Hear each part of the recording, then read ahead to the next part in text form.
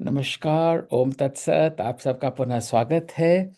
पिछले हफ्ते हम नहीं मिल पाए थे, मैं ट्रैवल कर रहा था, और उसके पहले हमने अध्याय 4 शुरू किया था। क्योंकि थोड़ा सा वक्त बीत चुका है तो क्विकली थोड़ा सा रिकैप करेंगे। अध्याय 4, ज्ञान कर्म संन्यास योग। तो ज्ञान कर्म संन्यास योग बेसिकली कर्म के फल के प्रति संन्यास के साथ योग स्थापित करने को अर्ज करता है। मतलब जो हमें संन्यास लेना होता है, कर्म से नहीं लेना होता। संन्यास क्या होता है? त्याग होता है। हमें क्या त्यागना होता है? कर्म नहीं त्यागना होता।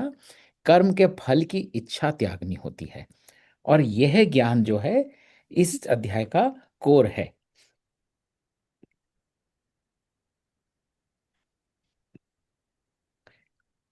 इसमें हमने जो अभी तक की नगेट्स कवर किए हैं, उसमें पहला तो यही है कि जब जब धर्म की हानि होती है और अधर्म हद से ज्यादा बढ़ जाता है, तो ईश्वर का अवतार होता है।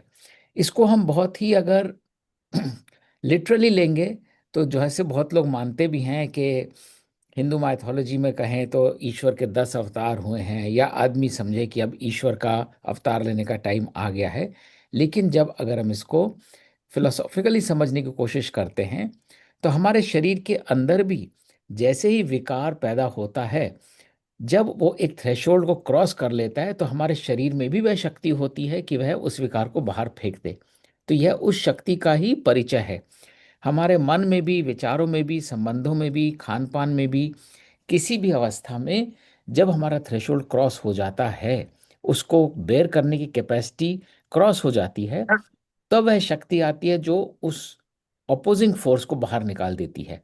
और ये हम आगे समझेंगे कि जब हम ये बात करते हैं कि ये ईश्वर क्या है, ये ईश्वर का अवतार क्या चीज है, तब हम इस डिस्टिंक्शन को समझेंगे कि ईश्वर का अवतार कोई ऐसी फिजिकल गॉडली प्रेजेंस नहीं है कि ईश्वर आएगा, एक पर्टिकुलर रूप लेगा, मैनिफेस्ट करेगा, और फिर अवतार के कारण वह धर्म की जो हानि हुई है उसको अंडू करेगा।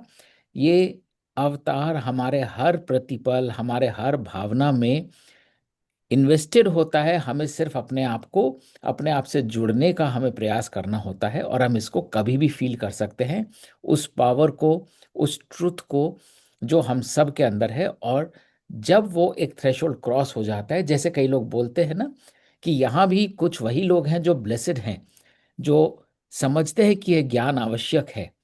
तो ये ब्लेसिंग कहाँ से आ रही है? ये ब्लेसिंग भी उन्हीं सब संस्कारों का परिणाम है। और जैसे असीमा जी ने चैट पे क्वेश्चंस भी किए थे, कुछ थॉट शेयर किए थे कि मेरे को कैसे पता चले मैं पिछले जन्मों में मैंने कब कौन सा कर्म किया था, यदि मुझे पता हो तो वह कर्म करने से मैं बच जाऊं। तो इस प्रश्न पे भी हम बाद में चर्चा करेंगे। इसके कई सारे पर्सपेक्टिव्स हैं, कुछ लोगों ने शेयर भी करे हैं। So towards the end of the session will spend time on that. But जिसको हम ब्लेसिंग समझते हैं कि इसमें तो ईश्वर की कृपा है तभी यह ऐसा काम कर रहा है, तो यह ईश्वर की कृपा ही वह शक्ति है कि हम सब जब उस स्थिति में पहुंचते हैं, जब हम उस ज्ञान को ग्रहण कर पाते हैं, तब हम उस ज्ञान के रास्ते पर चल सकते हैं और उसको अमल कर सकते हैं। और इसके बाद हमने एक कोर नगेट पिछले सेशन में सीखा था, कर्म, अकर्म और विकर्म का। इस पे भी थोड़ी सी चर्चा आज करेंगे एंड में, कि हमने पलट के क्या देखा पिछले 2 हफ्ते में, पिछले 1 महीने में, पिछले 1 साल में।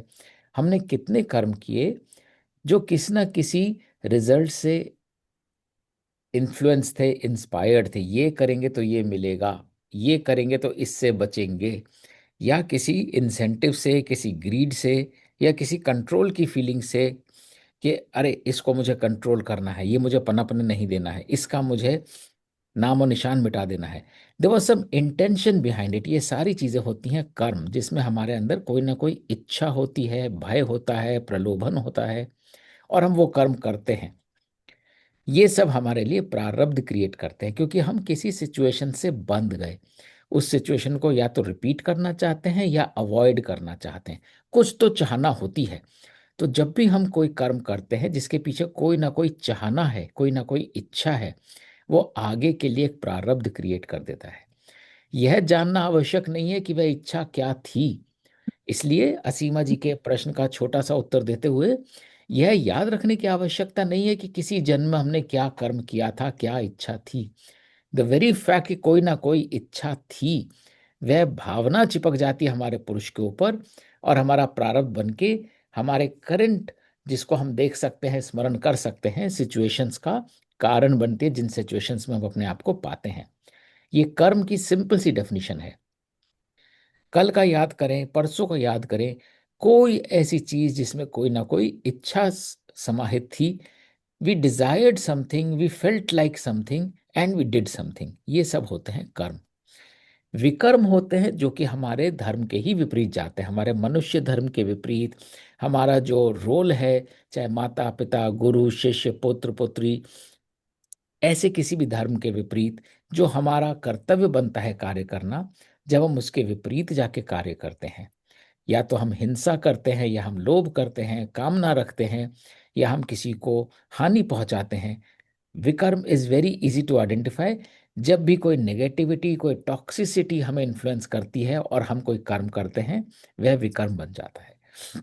और जो इसका तीसरा पार्ट है, अकर्म, ये सबसे ज्यादा ब्यूटीफुल है। इसको एक्सपीरियंस करें तो ये जिस पल में एक्सपीरियंस करेंगे उसी पल में हमें ब्लिस में पहुंचा देगा, मोक्ष की हमें बिल्कुल फीलिंग होती है, मुक्ति की भी नहीं होती, वी फील लिबरेटेड। अकर्म वह सारे कर्म हैं जो हम करते हैं और हमें पता भी नहीं चलता, हमें सेंस भी नहीं होता हम कर रहे हैं, उसमें हमारा कर्तापन भी नहीं होता कि मैंने ये किया। अगर हम दिन के सारे कर्म अकर्म की भांति करें और कोई हमारा नाम ही हटा दे उसमें से, मान लीजिए हमने कोई रिपोर्ट बनाई, उस रिपोर्ट पे या बुक लिखी, उस पे हमारा कोई नाम था, और कल को कोई बोले ये नाम हमने हटा दिया, और हमें रंच भर भी उसका कोई रिग्रेट ना हो, उससे कोई अटैचमेंट नहीं, कोई फर्क नहीं पड़ता वो बुक या प्रपोजल, वो डॉक्यूमेंट मेरे नाम का था या नहीं था। व्हाट मैटर्स इज उस डॉक्यूमेंट में जो कंटेंट था वो किसी पर्पस के लिए यूज हो रहा है। जब हम अपने आप को कर्म से हटा लेते हैं, वह अकर्म बन जाता है।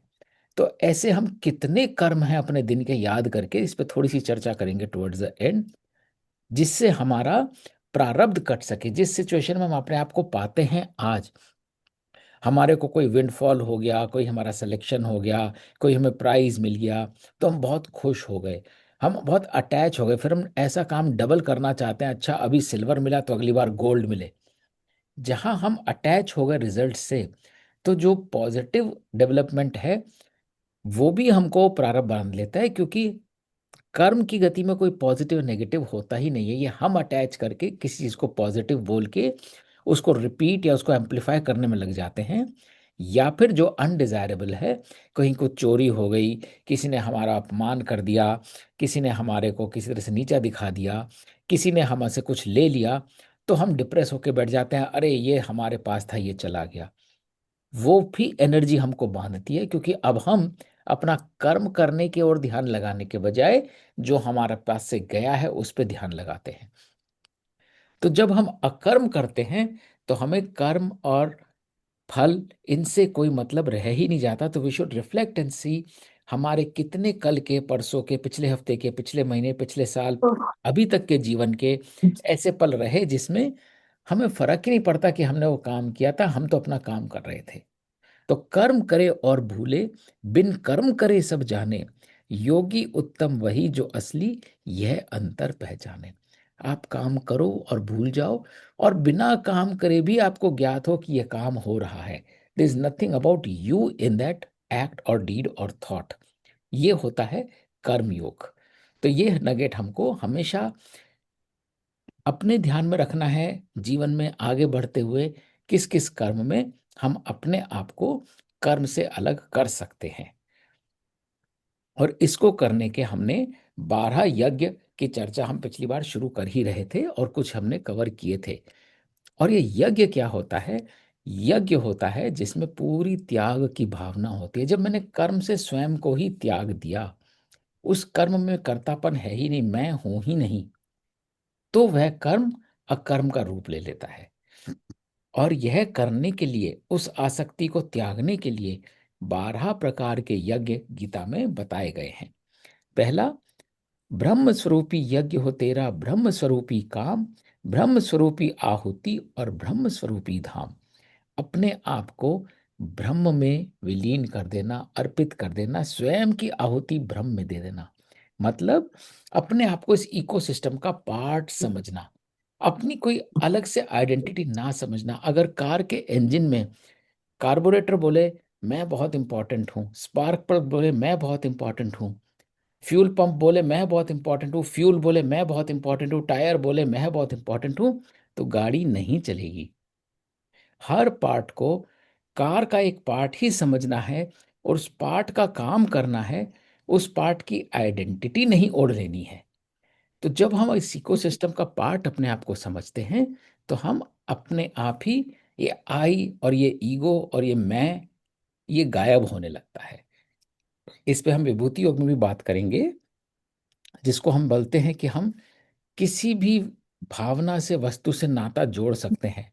हम इंडिया में बैठे हैं, हम चिली में बैठे किसी व्यक्ति से, अर्जेंटीना में बैठे किसी व्यक्ति से, यूएस में बैठे, ऑस्ट्रेलिया में बैठे, जो भी हरकत हो रही है यदि हम उसको महसूस कर सकते हैं, इसका मतलब हम उस ब्रह्म का पार्ट हैं। जब हमने पहले अध्याय 3 में भी ब्रह्म के जो सृष्टि चक्र था, बेसिकली अपना कर्म, यज्ञ, वृष्टि, अन्न, सृष्टि, जब हम अपने आप को साइकिल का पार्ट समझते हैं, इसका मतलब हमारी अपनी कोई आइडेंटिटी नहीं है। स्वयं को, अपनी आइडेंटिटी को कंप्लीटली ब्रह्म में डिसॉल्व कर देना, ये पहला यज्ञ है। दूसरा, पूछे कुछ जन फल के हेतु देवों का अनुष्ठान करें, योगी केवल कर्म ही पूजें, यज्ञ की भांति काम करें। आपकी जो भक्ति है, जो आपकी पूजा है, सिर्फ अपने कर्म के प्रति होनी चाहिए। लोग अक्सर बोलते हैं ना, आपका इष्ट देव कौन है, आपका कुल देवता कौन है। ये सारी चीजें कहीं ना कहीं रिजल्ट से अटैच्ड होती हैं, क्योंकि आप उस कुल देवता से कुछ ना कुछ तो एक्सपेक्ट करते हैं। आपका इष्ट देव कुछ ना कुछ आपके लिए करे। तो जहां एक्सपेक्टेशन रहती है वहां इच्छा रहती है। वेरएज आपकी जो भक्ति है वो निस्वार्थ भक्ति होनी चाहिए। भक्ति इसलिए नहीं कि आप ईश्वर से कोई वरदान प्राप्त करें, कोई ईश्वर आपको कोई चीज दे, सुख समृद्धि खुशी दे। आपकी भक्ति होनी चाहिए कर्म के प्रति। आपको एक जीवन मिला है, आपको चेतना मिली है, आप क्या कर्म कर सकते हैं उस पे फोकस करें। सारी भक्ति होनी चाहिए अपने काम के प्रति। और काम कैसा होना चाहिए? यज्ञ की भांति काम करे। हर कर्म अकर्म में अर्पित हो जाना चाहिए। हर कर्म की आहुति अकर्म में देते चल जाए। अच्छा, कल तक मैं पढ़ता था एक सिलेक्शन के लिए, एक पोजीशन के लिए, एक करियर के लिए, अब मैं पढ़ता हूं पढ़ने के लिए। कल तक मैं खाना पकाती थी एक एप्रिसिएशन के लिए, एक सेटिस्फेक्शन के लिए, अब मैं खाना पकाती हूँ क्योंकि यही मेरा काम है, मेरे को ये आता है और इससे पारा परिवार चलता है। इट डज नॉट मैटर कि उसके बाद मेरा गुणगान होता है कि नहीं होता है। तो जब हम अपने हर कर्म को अकर्म में डालते चले जाते हैं विदाउट एनी एक्सपेक्टेशन, तब जाके हमारी भक्ति जो है पूरी होती है। तो यह यज्ञ बहुत आवश्यक है। जब तक हम कर्म में आउटकम देखते रहेंगे, तब तक वह हमारे कर्म को कम करता रहेगा। योगी फूके निज इच्छा को, जलती संयम अग्नि में, अज्ञानी तो लोभ ही भरता इंद्रियों की जननी में। और इसके लिए चौथा यज्ञ है अपनी इच्छाओं को संयम की अग्नि में आहुति देना। जो जो डिजायर्स हैं, जो जो एक्सपेक्टेशंस हैं, उन सबको संयम, self control, have faith. You are part, we are all part of an ecosystem and therefore we have a role in it. And because we have a role in it, we have to wait and watch until our role becomes imminent। जो बात हो रही है कि ईश्वर भी, जिसको हम ईश्वर समझते हैं, धीरे धीरे हमारी अंडरस्टैंडिंग भी शार्पन होगी कि ईश्वर क्या है। बट ईश्वर भी, जैसे हमने बोला, यदा यदा ही धर्मस्य, जब जब धर्म की हानि होती है मैं अवतार लेता हूँ। ईश्वर भी फटफट अवतार नहीं लेते हैं। ईश्वर भी संयम बरतते हैं। जब समय आता है, जब उस शक्ति का सदुपयोग हो सकता है, तब ईश्वर उस रूप को धारण करते हैं जिसमें उनका कर्म प्रकट होता है। इसी प्रकार अपनी इच्छाएं ऐसे ना रखें आज ही आईफोन लेना है, आज ही टीवी लेना है, आज ही नई गाड़ी खरीदनी है। जब उस गाड़ी का समय आएगा, जब वह गाड़ी आपको, गाड़ी लेने में कोई बुराई नहीं है, गाड़ी भी एक साधन है, जैसे ये शरीर भी एक साधन है। जिस प्रकार हम ये शरीर भी तब धारण करते हैं जब टाइम राइट होता है। आत्म स्वयं डिसाइड नहीं कर सकता मेरे को अभी नीचे जाना है, शरीर धारण करना है। जब वो एनर्जी उस लेवल पे मैच्योर होती है, तब स्वयं वह रूप धारण कर लेती है। जब वो काम करने के लिए आपको गाड़ी की आवश्यकता होगी, आप काम बेटर कर पाओगे। आप इच्छा से ड्रिवन होकर गाड़ी नहीं खरीदोगे कि अब मेरे को लैंड रोवर खरीदनी है, या लेक्सस खरीदनी है, या पोर्शे खरीदनी है, या मर्सिडीज खरीदनी है। अब मेरा धर्म है कि मैं यह गाड़ी खरीदूं जो मुझे मेरा काम करने में और इफेक्टिव बनाती है। I can be 100% for my role. वह संयम बरतने से आपने उस इच्छा को संयम के अग्नि में डाल दिया। You wait for things to happen when they are ready. तो ये हमको हेल्प करता है, जो हमारी बहुत ही जैसे बोलते हैं ना, टेम्पटेशंस होती हैं, उनको डिसॉल्व करने में। और लोभ को धर्म में अर्पित करना, जहां इंसेंटिव और टेम्पटेशन जो है ग्रीड का फॉर्म धारण कर लेती है, हमें पता चलता है हम ग्रीडी हो रहे हैं। एक कुछ खा लिया, लेकिन वो एक मिठाई से मन नहीं भरा, अब हमें दो और पीस खाने हैं। Then we have to remind ourselves. कैसे रिमाइंड करेंगे? अध्याय 2 में एक हमने कछुए की बात करी थी। जिस प्रकार कछुआ कुछ छूते ही निज में समटा जाए, स्थित प्रज्ञ प्राणी को भी सुख दुख ना छू पाए। द मोमेंट वी रियलाइज ये आसक्ति आ रही है, ये वो फीलिंग आ रही है, मन में वो भावना आ रही है, अरे एक और रसगुल्ला खा लिया जाए, that is the time to stop. You don't have to consume anything which is driven out of temptation or desire. तो इस लोभ को हमें अपने धर्म में अर्पित करना है। ये क्या धर्म है? ये धर्म है मानवता का धर्म, ज्ञान का धर्म और कर्म का धर्म। कर्म में अकर्म का धर्म। तो जितना हम अपने आप को रिकॉल करेंगे, रिमाइंड करेंगे, उतना जहां भी छोटी मोटी आसक्ति, आई एम श्योर बहुत सारे लोग बहुत सारी चीजों में बोलेंगे अब हमें लोभ नहीं है, which is a very happy state. But अगर कहीं रेमनेंट बचा हुआ है, किसी चीज को देख के, कोई ड्रेस देख के शॉप में मन कराता है ये लेनी है, कोई ज्वेलरी आइटम देख के, कोई गाड़ी देख के, कोई किसी की चीज देख के, तो जैसे ही वो भावना जन्म लेने लगे, अपने आप को हमें रिमाइंड करना है, हम इसलिए नहीं आए हैं कि हम इससे टेम्प्ट हो सकें। हम इसलिए आए हैं कि यदि वह वस्तु हमारे को हमारा कर्म करने में एक बेटर टूल साबित होती है, तो अपने आप को उस काबिल बनाएं कि उस टूल को अक्वायर करके और अपने कर्म को बेटर कर पाए। ग्रीड का, टेम्पटेशन का कोई रोल ही नहीं है। इसलिए हमें डिफेंसिव पे भी नहीं रहना। अगर हम कल को एक BMW खरीद भी लेते हैं, we don't have to defensive about it. नहीं नहीं, ले ली, ये तो बच्चों ने बोला इसलिए ले ली, अरे ये तो मिल गई। No, if that helps you do your work better, you better earn it and do it and use it and not get attach to it. ज्ञान प्रकाश के हो जाती है हर इच्छा अधीन, आसक्ति और भोग की ज्वाला संयम होती विलीन। और इसी प्रकार आसक्ति को आहुति ज्ञान में देनी। कि अगर कहीं छोटी मोटी अटैचमेंट बचा हुआ है, कोई मोह बचा हुआ है, ज्ञान प्रकाश के हो जाती है हर इच्छा अधीन। The awareness, the consciousness, the knowledge, ये जो हम बातें कर रहे हैं, यही वह ज्ञान है। एक बार हमें अवेयरनेस हो गया क्या सही है क्या गलत है, जो गलत इच्छा भी होती है, वो नॉलेज इसको फिल्टर आउट कर देती है। Now we are aware. जब तक अवेयर नहीं थे, हम अपनी इच्छाओं के दास थे, हम अपनी इच्छाओं के अनुरूप चल रहे थे।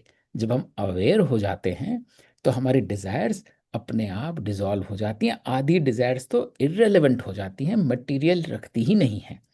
तो ये, और ये 12 प्रकार के यज्ञ में ऐसा नहीं कि हमें 12 यज्ञ करने हैं, 12 आहुतियां देनी है। इनमें से कोई एक भी आहुति अगर हम देंगे, it is leading us to the same outcome.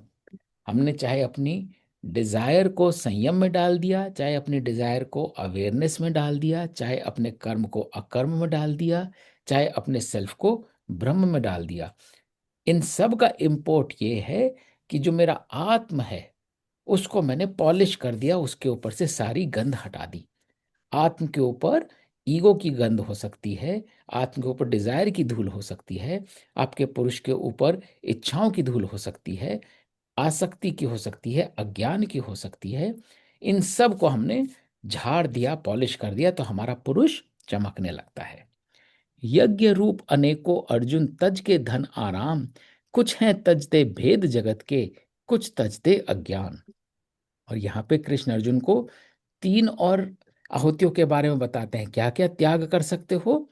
आलस्य का त्याग होता ना, आज मन नहीं कर रहा, आज आराम से उठेंगे, एक संडे ही तो मिलता है। ये जो आलस्य है, इसको हमें त्यागना होता है, क्योंकि कर्म की गति बहुत तेज होती है।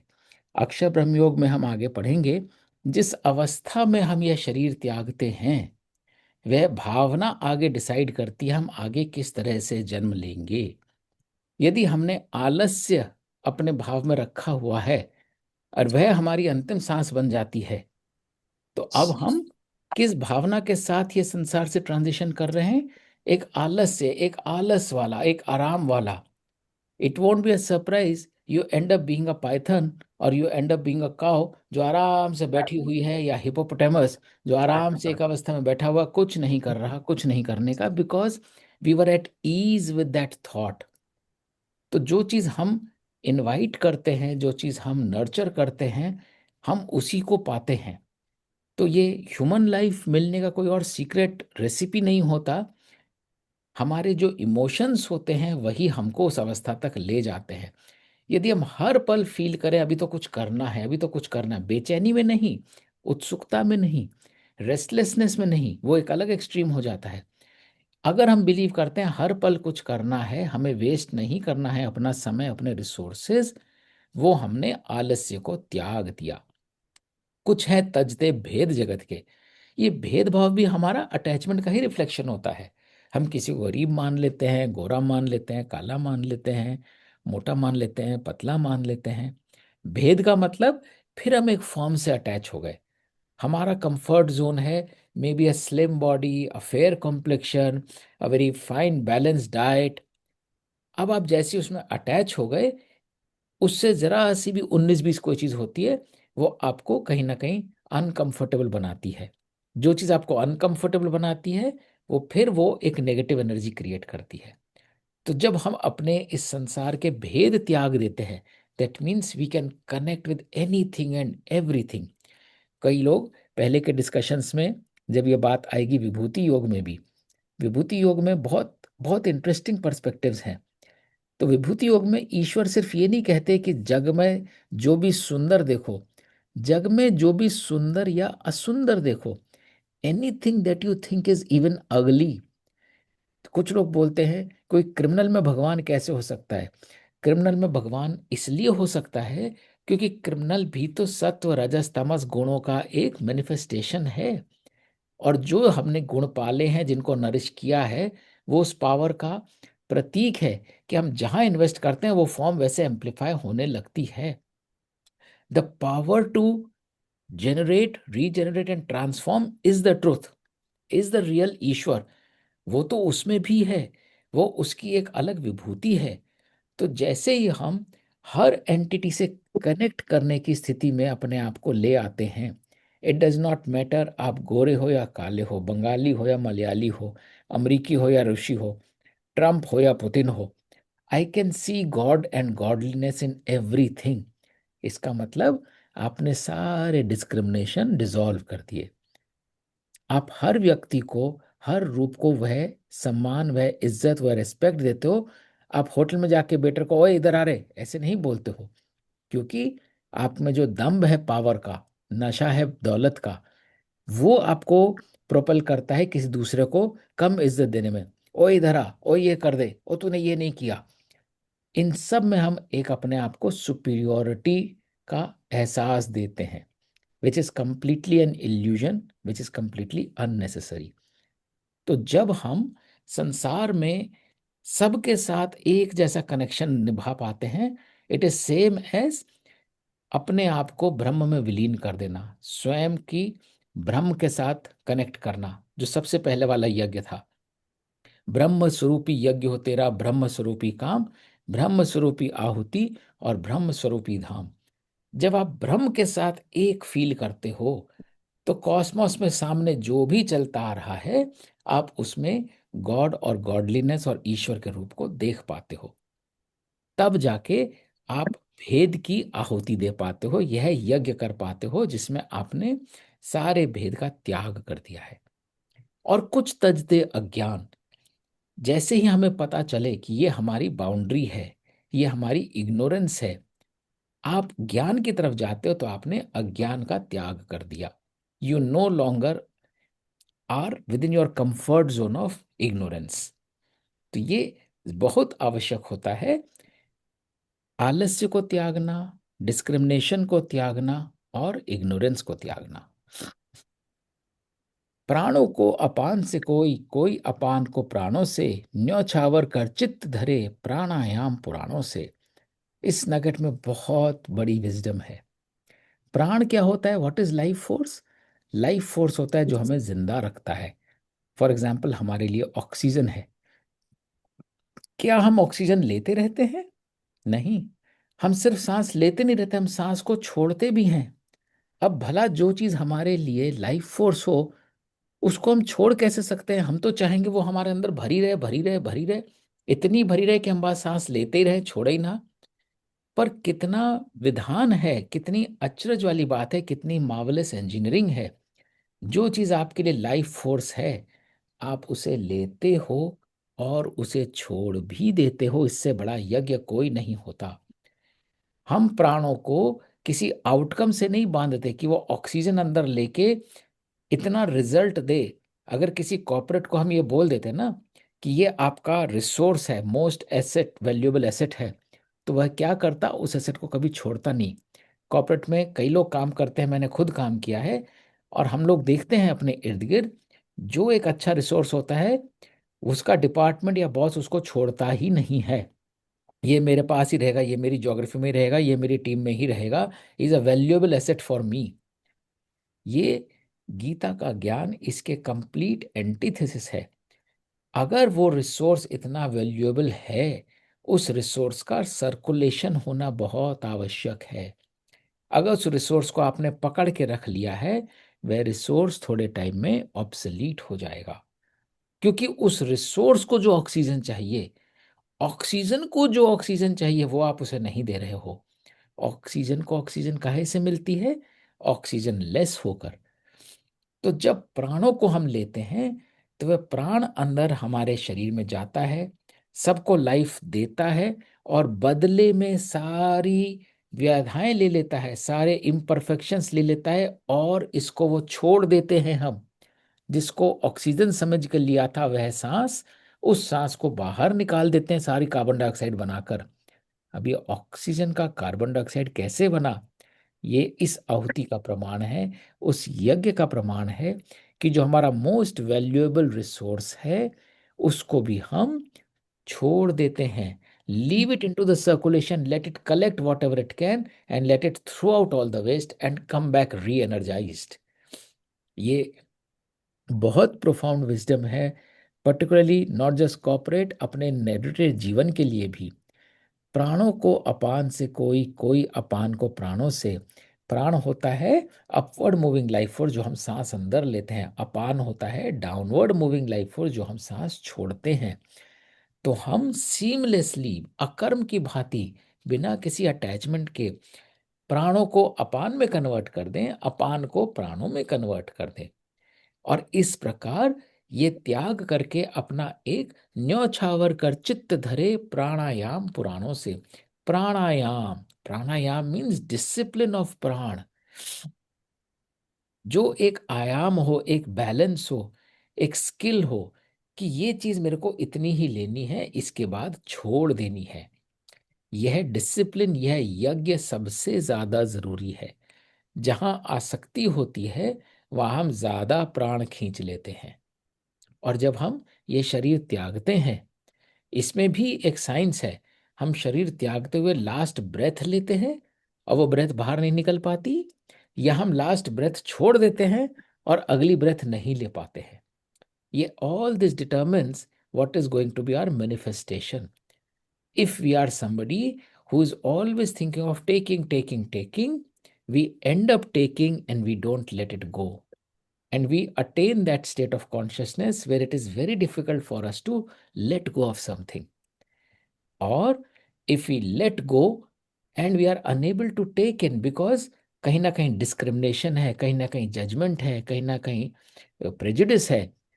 तो जो कॉस्मोस हमें दे सकता है हम वो ले नहीं पाते हैं, and we just let go of opportunities and we let go of the life force that could have come to us.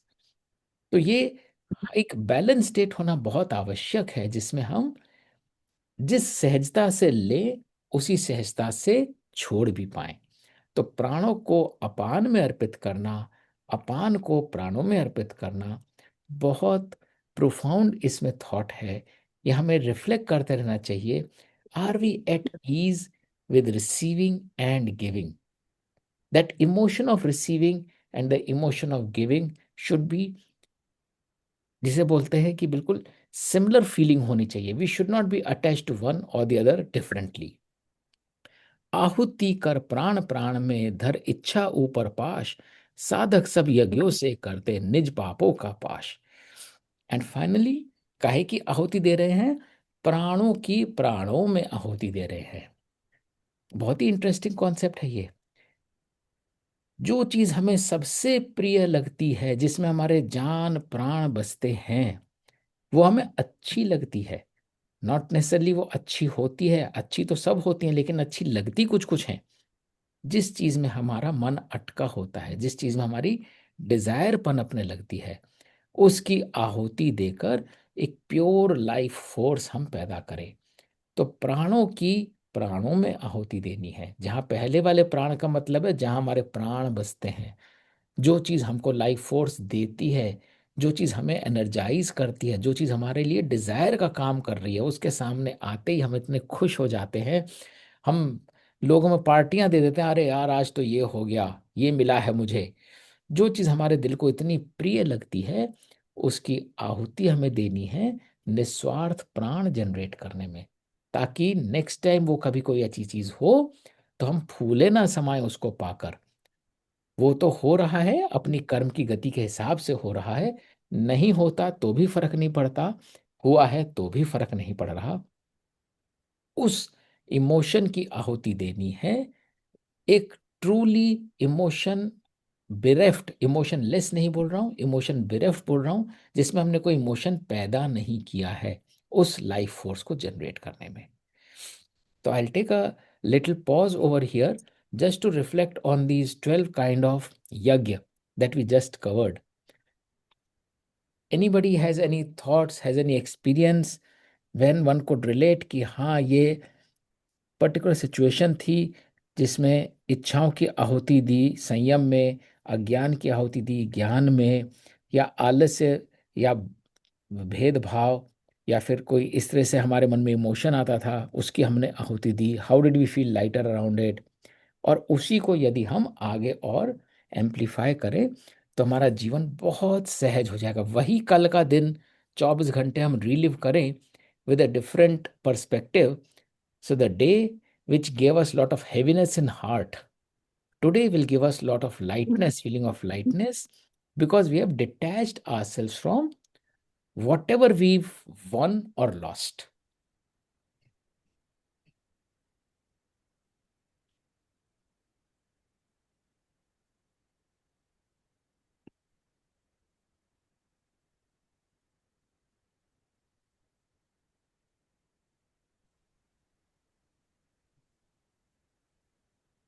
Relationship होता है ये।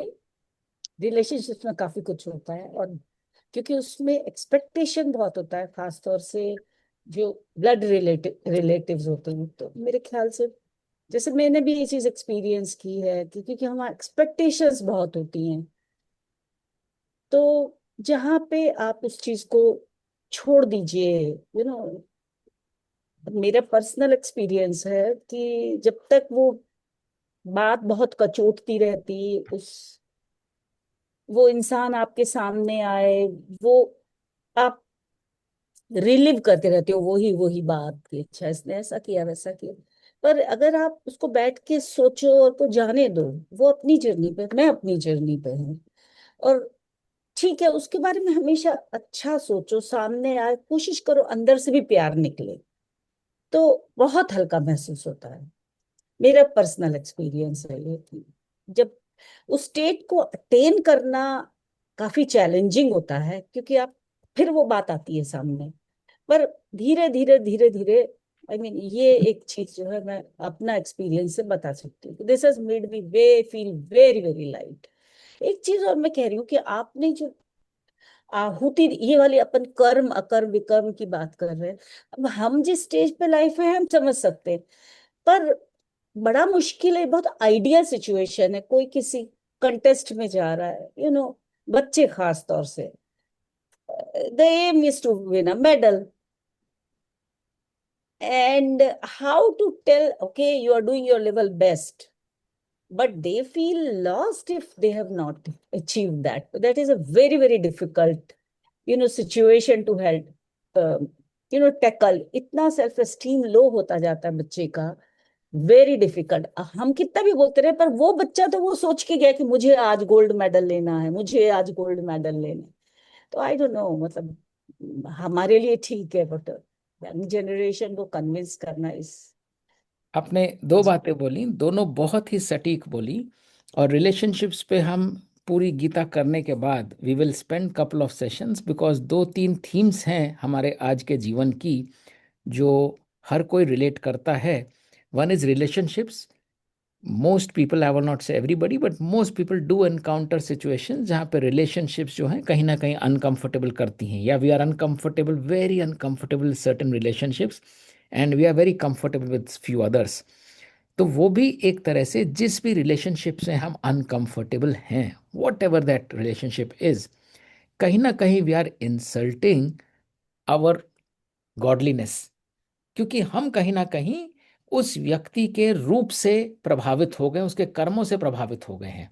इस व्यक्ति ने ऐसा कर दिया, हाउ डेयर ही और शी, हाउ कैन ही और शी, और ही डिड रॉन्ग और शी डिड रॉन्ग टू मी।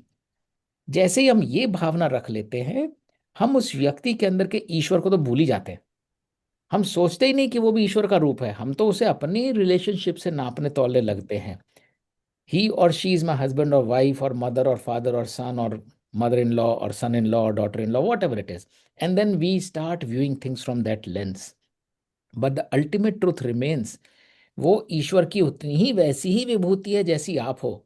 आपको अपने लेवल पे कुछ फील हो रहा है, उसको अपने लेवल पे फील हो रहा है, वो फीलिंग इज द ईश्वर। तो जब वो फीलिंग आपकी सही है तो उसकी गलत कैसे हो सकती है? तो ये ब्रिज करने के लिए किसी भी रिलेशनशिप के साथ, जो आपने एक्सपेक्टेशन वर्ड बोला, बहुत ही सही बोला।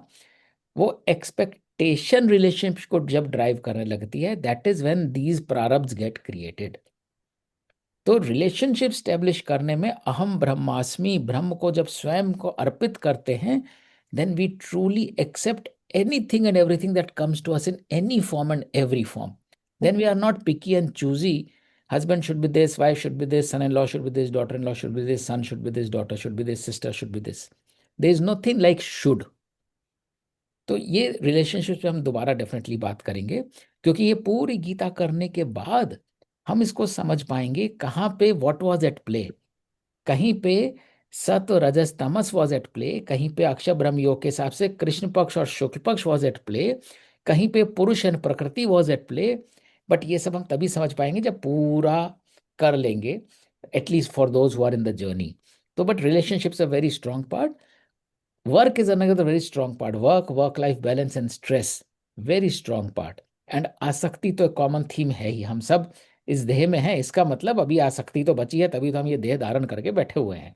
तो आसक्ति पे भी बात करेंगे, but that is later. But आपने जो एग्जाम्पल दी बिल्कुल सटीक दी कि रिलेशनशिप्स में ये आहुति देने का पोटेंशियल बहुत है।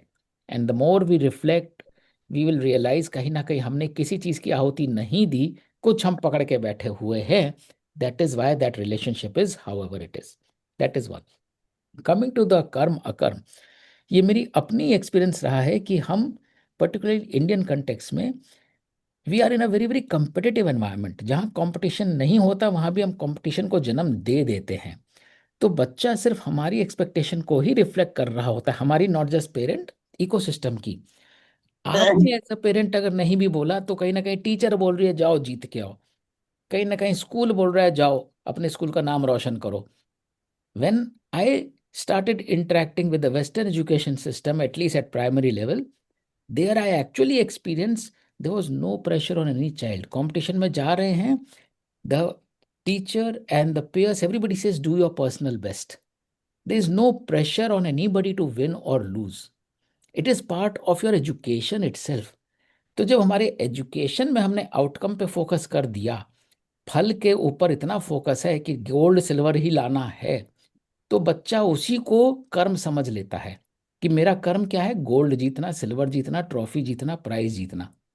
वो भूल जाता है बच्चा कि मेरा कर्म अपना कर्म करना है, डू योर बेस्ट। तो it's a reflection of what we are feeding in which comes out. Particularly जिनके एनवायरमेंट में छोटे बच्चे हैं आसपास, वेदर ओन और नेफ्यू नीसेस, बहुत आवश्यक है कि जो अगर यहाँ सुन रहे हैं तो थोड़ा सा ये ज्ञान बाहर जाके लोगों के साथ शेयर करें कि अपने बच्चों को आउटकम के ऊपर बताना अभी से बंद करें।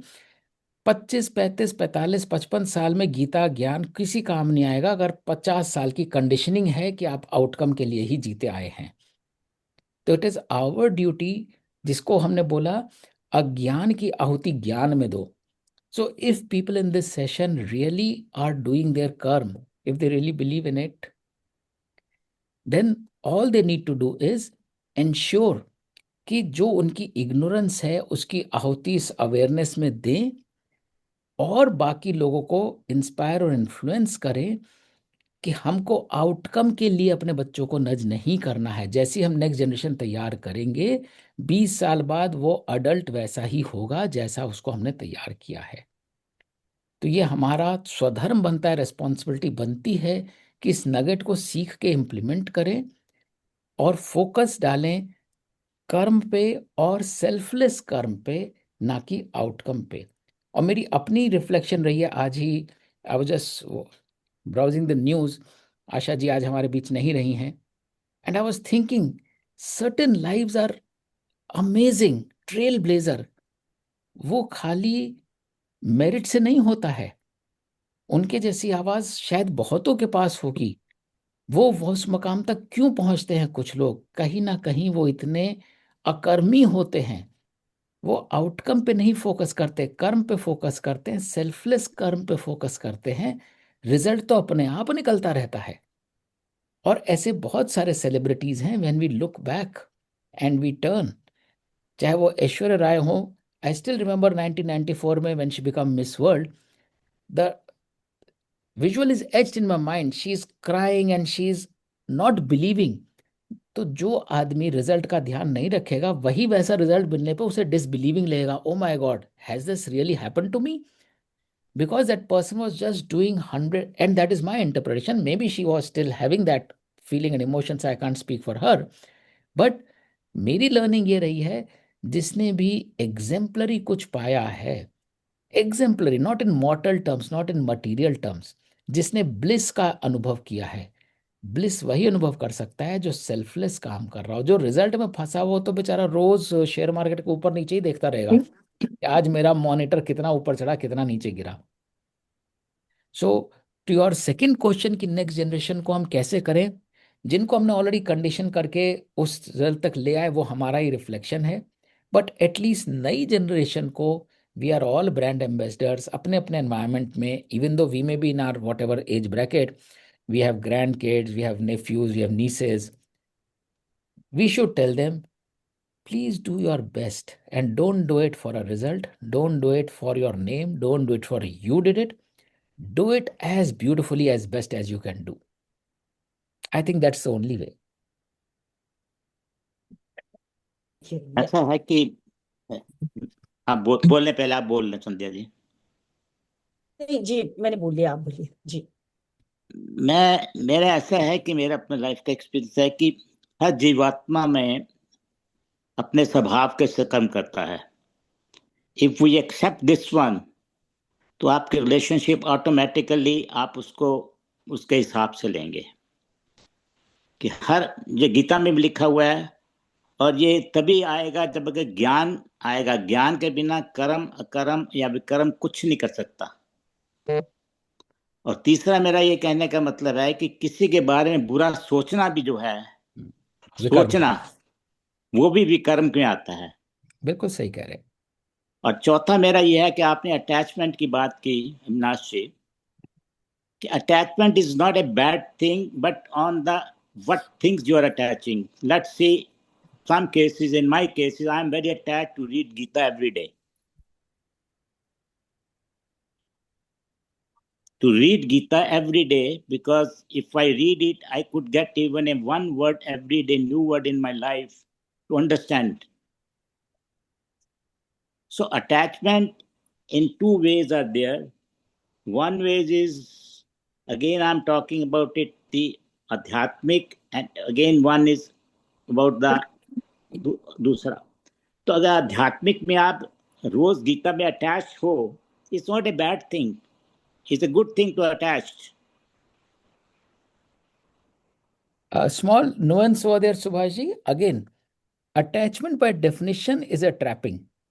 तो आप गीता में बिल्कुल रत रहिए, गीता बिल्कुल आत्मना करिए, गीता नहीं और बहुत सारी चीजें जो कहीं से सतगुण आपको कहीं से मिले उसको बिल्कुल एब्जॉर्ब करिए। Attachment still carries an emotion of कि अगर वो नहीं मिला तो कहीं ना कहीं it will disturb your balance. तो टू नहीं, that extent we need to be वो तो अवेयर।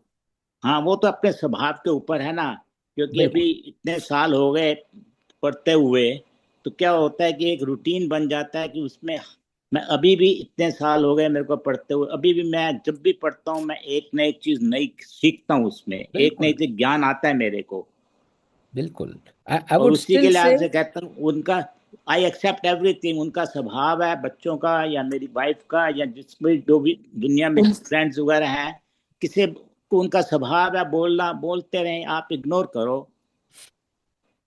आप you don't interfere in their affairs, don't interfere in, उनको समझा, मेहनत करना उनका फर्ज है।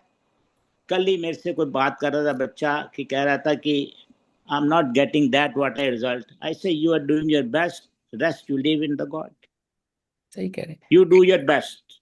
अपना स्वधर्म हम आगे बात करेंगे, अपना स्वधर्म हमें फॉलो करना है। We have to be honest to our core, that is what ultimately matters. And then slowly, जैसे आप बोल रहे हैं वो रीइंफोर्समेंट बहुत जरूरी है, जिसको आप अटैचमेंट कह रहे हैं मैं उसको अभ्यास भी कह सकता हूँ।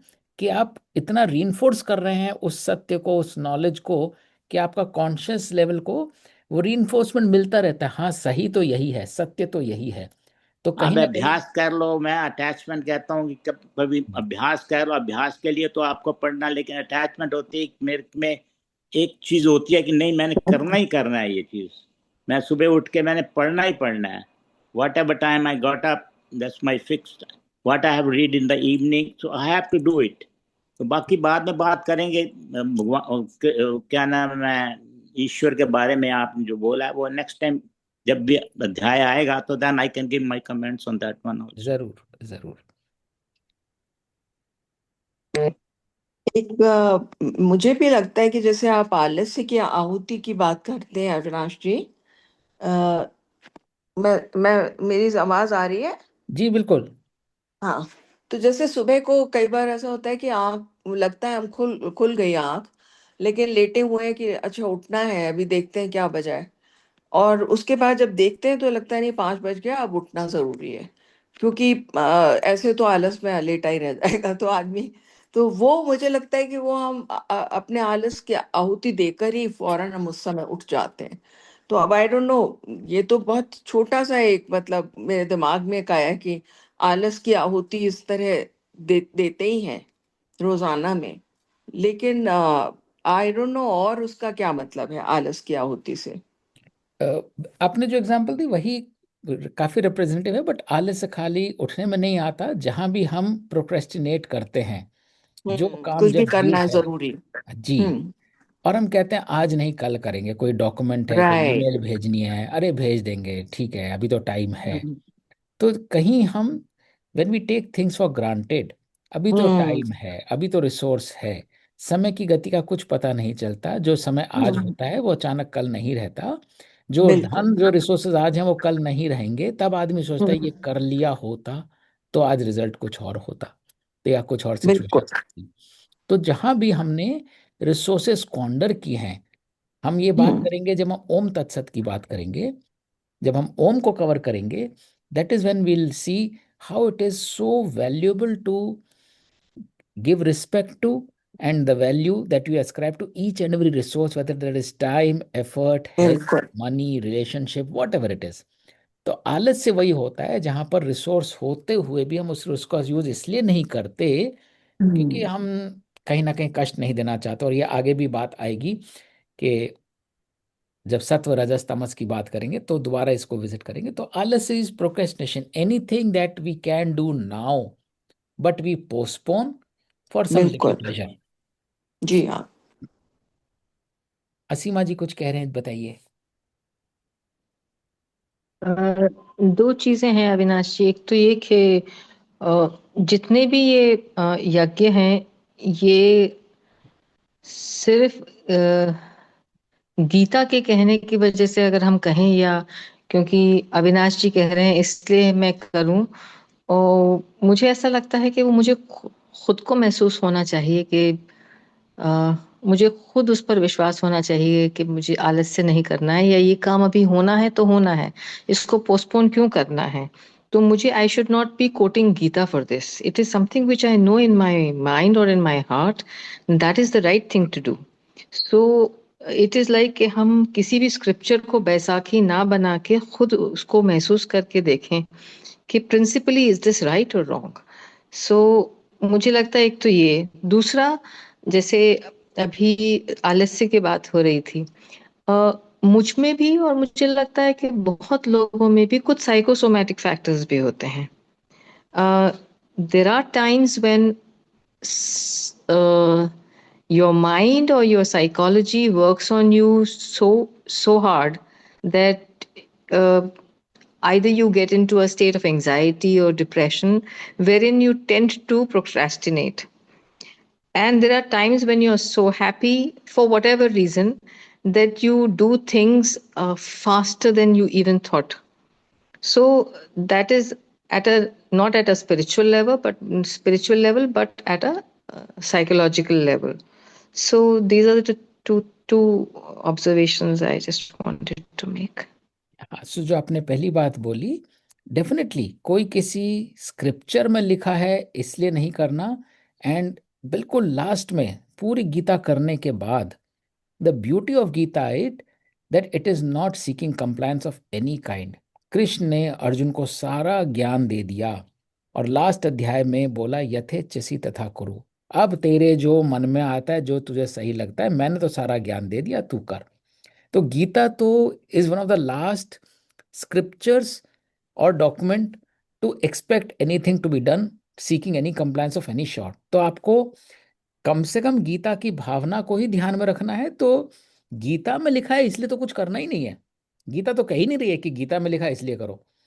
हाँ, गीता वो नगेट्स दे रही है कि सत्य यही है। अब कितना सत्य के साथ रहना है, गीता आपको एक फ्रेमवर्क दे रही है। कर्म के साथ योग बिठाओ। अभी हम कर्मयोग की बात कर रहे हैं, 2 अध्याय और बचे हैं।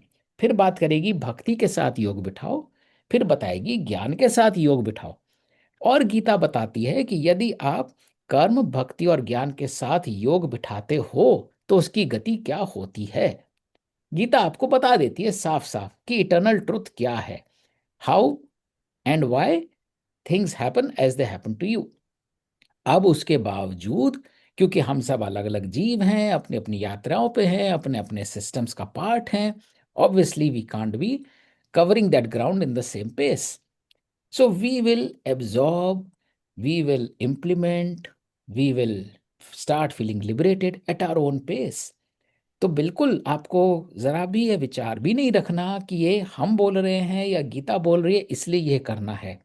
इफ यू स्टार्ट बिलीविंग, जो आपने सही बोला, जब आप बिलीव करेंगे, इसी को बोलते हैं जब जब धर्म की हानि होती है तो मैं अवतार लेता हूं। जैसा हमारा बिलीफ चेंज होता है, ये है अवतरण। Avataran is not some Krishna getting born in a jail and then freeing the people from Kansa. That is one passage of time which happened, but it happens in our daily lives and that is the beauty of Gita. जब आप खुद सोचेंगे ये बहुत हुआ, इस relationship को मैंने बहुत सफ़र कर लिया, इस जॉब को मैंने बहुत दे दिया, इस हेल्थ कंडीशन को मैंने बहुत एंड्योर कर लिया, होता है ना, कई बार हम बहुत खाते पीते हैं, अपने आप को ऐसा बड़ा कर लेते हैं, एंड सडनली फील नहीं यार, I was really too indulgent, let me give it a break. वो अवतरण होता है। तो जब आपके, हम सबके बेसिकली अपने अपने जीवन में जैसे जैसे जहां हमें वो हानि का थ्रेशोल्ड क्रॉस होगा, हमारे अंदर, सबके अंदर वह शक्ति है, वो अवतार लेगी। देयर इज अ डे, हम लोग इसके साक्षी हैं। ये पिछले 5 साल से सेशंस कर रहा हूँ। When we started was a group of 8। बाकी ये 40 और 70 तो नहीं थे ना, ये अपने समय पे आए हैं, अपने समय पे निकल जाएंगे। तो please follow your instinct. Gita is only doing the job of sharing the nuggets of wisdom. Awareness बढ़ा रही है। अब अवेयरनेस को हम कैसे, देर आर सेवरल ग्रुप्स जो गीता के सिर्फ श्लोकों पे ध्यान देते हैं, उन श्लोकों को पढ़ा कैसे जाए। दे आर सर्टेन ग्रुप्स जो कृष्ण को बस गॉड बना के कृष्ण की भक्ति कैसे की जाए। So each two is own, जिनका जैसा स्वधर्म है वो अपने धर्म का पालन कर रहे हैं। हम यहाँ पे बोल रहे हैं इनको समझा कैसे जाए, जीवन में उतारा कैसे जाए। हर कोई अपने हिसाब से जीवन को बेहतर ही बना रहा है। तो जब आपको ये कॉन्फिडेंस आ जाए कि ये नगेट आपके लिए, और सारे नगेट सबके लिए एक साथ ट्रू भी नहीं होते, मैं आसक्ति नहीं छोड़ सकता सर्टेन चीजों की, लेकिन मैं धैर्य रख सकता हूँ। मैं सत्व रजस तमस बैलेंस कर सकता हूँ, मैं कृष्ण पक्ष और शुक्ल पक्ष नहीं कर सकता।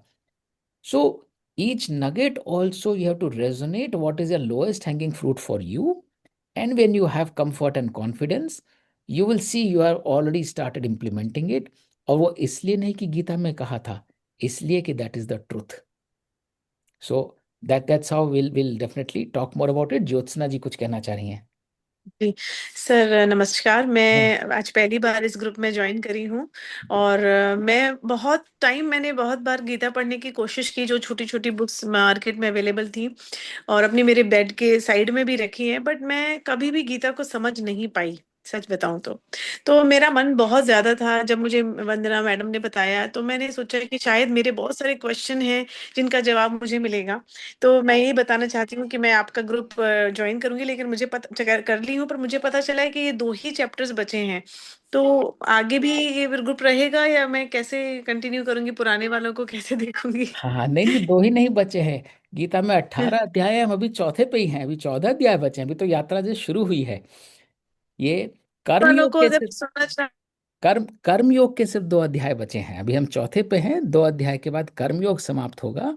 और आप जी। थोड़ा सा समय निकालेंगे तो पुरानी रिकॉर्डिंग्स अगर देखेंगे, because we just started in January this year, 3 महीने पहले ही शुरू किया है। तो अगर आप हम्म। रिकॉर्डिंग्स देखेंगे तो hopefully you will be able to cover some ground of whatever initially we have discussed. And और गीता तो बचने वाली बात ही नहीं है, बहुत, इट्स इटर्नल जर्नी। तो एक बार जैसे सुभाष जी बोल रहे हैं, एक बार इसकी अगर लत लग जाती है, टू यूज हिज वर्ड, तो फिर वो it's a lifelong infatuation. जी सर, मैं बिल्कुल चाहती हूँ, क्योंकि मैं अपने बच्चों को लेके, अपने आप को लेके, अपने पास्ट को लेके, अपने फ्यूचर को लेके बहुत एंजाइटी में रहती हूँ। तो मैं बहुत सारी चीजों से समझना चाहती हूँ जीवन को गीता के माध्यम से। तो इसलिए मैं पुराना रिकॉर्डिंग भी सुन लूंगी। सर कहाँ है? बस वो इसी ग्रुप में मिल जाएंगे मुझे? आप यूट्यूब चैनल पर जाइए, सहज गीता के ग्रुप के डिस्क्रिप्शन में लिंक दिया हुआ है यूट्यूब चैनल का भी। उसको हम्म। सब्सक्राइब करेंगे तो जो भी कंटेंट डालते हैं वो आपको अलर्ट भी आ जाएगा, और पुरानी भी अवेलेबल हैं। जी जी जी सर, मैं थैंक पहले वो देख लेती हूँ, फिर आपसे बात करूंगी। Any time. हेलो। जी sir, thank you. Asima ji, दूसरी क्या बात बोली थी आपने? एक तो बात बोली थी कि ये जो नगेट्स हैं वो जी, गीता की मैंने वजह कहा से था नहीं। कि कुछ चीजों में there are some rules. Hello. Hello. हाँ बोलिए Asima ji, we can hear you. Yeah. So, what we say, exception to the rule, like अभी हम बात कर रहे हैं आलस्य की, या आलस्य को त्यागने की, या उसको देखने की कि हाँ इस वक्त मुझे ये करना चाहिए था और मैं नहीं कर रही हूँ तो ये गलत है, I have to get back to work और वट एवर। बट मैं ये कह रही थी, कई बारी हमारी साइकोलॉजी इट प्लेज अप। कभी कभी मैं इसको ये नहीं बोलूंगी कि मन नहीं कर रहा था, नहीं, पर कई बार कुछ फैक्टर्स ऐसे होते हैं जीवन में, कई बार शारीरिक रूप से या मानसिक तनाव के कारण हम किसी किसी काम को और डिले कर देते हैं या नहीं करते हैं। तो मूड्स की क्या वजह ये से। इसी में आएगा या? हाँ, सो टू एड्रेस दैट, अगेन, जो हम फिजिकल मैनिफेस्टेशन भी बात करें, साइकोसोमेटिक भी बात करें, तो we are a result of what we believe and how we are responding to what we believe. So hopefully through various nuggets of Gita, and खाली गीता ही नहीं, ये नगेट्स हमें हर जगह से मिलते हैं। एक छोटा सा बच्चा में बहुत कुछ सिखा के चला जाता है, कोई दूर की चाची कुछ बता के मिलती है, उससे हम सीख लेते हैं। घर में कुछ नई चीज़ बनती है, उससे हम कुछ सीख लेते हैं। तो जहाँ से हम जैसे भी नॉलेज और विजडम एक्वायर करते हैं, वो हमें यह सिखा के चली जाता है वो पल, कि क्या हम कहाँ सही थे, कहाँ गलत थे, कैसे हम अपने आप को मोल्ड कर सकते हैं। So Gita at least helps, talking only about Gita, इतने नगेट्स हैं कि वी विल स्टार्ट आइडेंटिफाइंग अपनी लाइफ सिचुएशन में हम कौन सा नगेट इंप्लीमेंट कर सकते हैं। और फिर आप देखेंगे वही सिचुएशन जो पहले हमें स्ट्रेसफुल लग रही थी, अब वो स्ट्रेसफुल नहीं लग रही। Nothing has change, our capacity has not change, situation has not change, people have not change, expectations have not change, but you will realize that our perspective on the situation changes, and therefore it becomes less threatening or less demanding of us, and the same resources that we had earlier, which were exasperating earlier, the same resources seem plentiful to us. So that is how the shift happens. So we have a long way to cover. Definitely you will realize so many more nuggets which are there. Any 1, 2, 5, 7 of them we can start using and practicing, and that will show a shift in how we relate to the situation, how we respond to it, and how effectively we navigate through that phase. I get it. Yeah, this was a very, very beautiful point that you have put across, because when the perception changes, the whole situation will change. So Yes. then I will, looking I at will, that very task, yeah, yeah. I will give you a very simple example. There was a one person at work who used to bother me a lot. So much so I could not stand the sight of that person. Ye phir aa gaya. That was my take on that person. And I lived with that feeling for almost 5, 7 years. And the moment, I will attribute much of this transformation to Gita, not because, again, not because Gita said do this, but I internalize that. The moment I realize that truth, that that person is not doing as I am seeing him doing, he is doing whatever he or she can do, he cannot be otherwise. My discomfort with that person dissolved next minute. And then, first stage was I started not feeling uncomfortable. And the subsequent stage was I started giving him a lot of healing.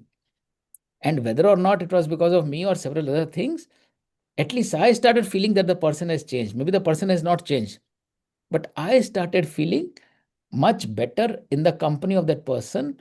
Whereas there was a time I could not stand that person entering the room. So the change Avinash ji, lies within G. हाँ, एक चीज मुझे इसमें ये भी लगता है कि इन सिचुएशंस में जहां हम हैवी फील करते हैं और काम उस तरह नहीं कर पाते, या लाइटर फील करते हैं और हम बहुत सा जल्दी कर लेते हैं, तो उसमें मुझे लगता है कि हम जितनी ज्यादा हमारे अंदर स्थित प्रज्ञता आती जाएगी, जितने हम स्थित प्रज्ञ हो जाएंगे, उतना ज्यादा हम इन चीजों पर विजय प्राप्त कर सकते हैं प्रॉब्ली। 100%। ये जो 12 प्रकार के यज्ञ हैं, ये यज्ञ क्या है? हमारे अंदर कुछ भरा हुआ है जिसे हमें बाहर फेंकना है।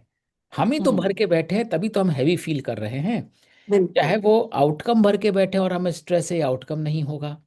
चाहे वो इग्नोरेंस है, और वो इग्नोरेंस हमको fears, ignorance generates lot of fears by the way.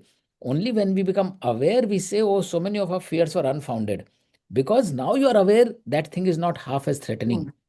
Ignorance हमको हैवी फील कराती है, एक्सपेक्टेशन हैवी फील कराती है, हमारी बिल्कुल। अपने जो डिजायर्स हैं वो हैवी फील कराते हैं। हम चाहते हैं ये काम हो बट ऐसे हो, वो लाए तो ऐसे लाए। तो it is all within us. The more we throw out things, which is the yagya that we are talking about, जितनी चीजों की आहुति देंगे और अपने आप को हल्का रखेंगे, उतना कोई भी सिचुएशन हमको थ्रेटन नहीं कर पाएगी, उतना कोई भी सिचुएशन हमको वीकन नहीं कर पाएगी। और कई बार, जैसा संध्या जी भी कह रही थी, बच्चों में भी हम आउटकम से बहुत डर जाते हैं। ट्रॉफी नहीं मिली, मेडल नहीं मिला तो घर वाले क्या बोलेंगे, स्कूल क्या बोलेंगे, बच्चे बाहर चिढ़ाएंगे and all of that. The moment we shift the focus from outcome to work, that is the biggest aahuti. जो बोला है कर्म की अकर्म में आहुति दो। So please revisit the 12 kind of yagyas that we are talking about, and I will share a visual offline, and we'll continue with the visual in the next session.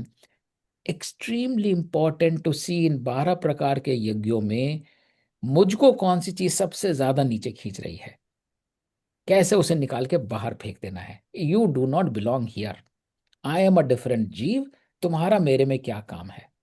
We have to think exactly in that tone, तब जाके वह त्याग हो पाता है। एक बार हमें ये अवेयरनेस आ जाए ना, ज्ञान योग बहुत खूबसूरत चीज है। एक बार ज्ञान आ गया, ये मेरे लिए नहीं है, जो मेरे लिए नहीं है उसे मैं क्यों पाल के बैठा हूं। तो जैसे ही हमको यह अवेयरनेस आ जाएगी, ये इमोशन, यह अनुभव, यह सिचुएशन, मुझे इसका पार्ट नहीं होना है। आप जिस भी कंपल्शन से उस सिचुएशन में अपने आप को डाल रहे थे, आप उसका त्याग स्वतः कर देते हैं। और बिल्कुल असीमा जी ने बिल्कुल सही बोला, यह त्याग की भावना अंदर से ही आनी है। वो कंपल्शन, वो अंदर से ऐसे लात मारेगी वो चीज, क्या आप फेवरेट जलेबी को उठा के दूर रख दोगे, बोले कि नहीं चाहिए। You are jalebi, I am not jalebi, you have nothing do with me, I don't have to become half of you. If you believe jalebi is not for you, obviously if you believe jalebi is for you, अच्छे से खाइए, enjoy करिए, कोई गलती नहीं, जलेबी की कोई गलती नहीं है इसमें।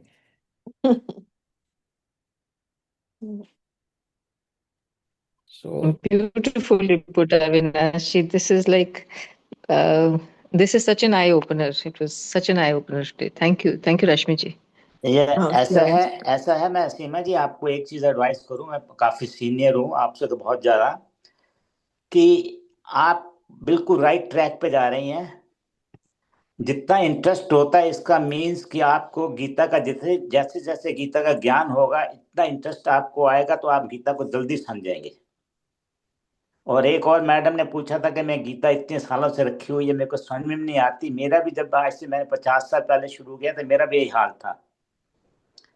तो ये गीता को समझना कोई एक दिन का काम नहीं है, कितने जन्म लग जाएंगे हमारे को। और दूसरा, एक जिसको भी आप रिलेशनशिप मानते हो, अगर आप उसको सुबह उठ के दोपहर ब्लेसिंग्स दोगे ना, so blessings work so much in my personal, मैं कह रहा हूँ कि ब्लेसिंग्स वर्क सो मच कि आपके जो आपको हेट करते होंगे वो भी आपके दोस्त बन जाएंगे, जैसे अविनाश ने बोला है। ये मेरा अपना एक्सपीरियंस है। एब्सोल्युटली। चलिए, आप सबका बहुत बहुत धन्यवाद जुड़ने के लिए। बहुत बहुत धन्यवाद। ओम तत्सत। और ओम अगले हफ्ते तत्सत। फिर मुलाकात करते हैं। Om नमस्ते। Tat Sat, Avinash.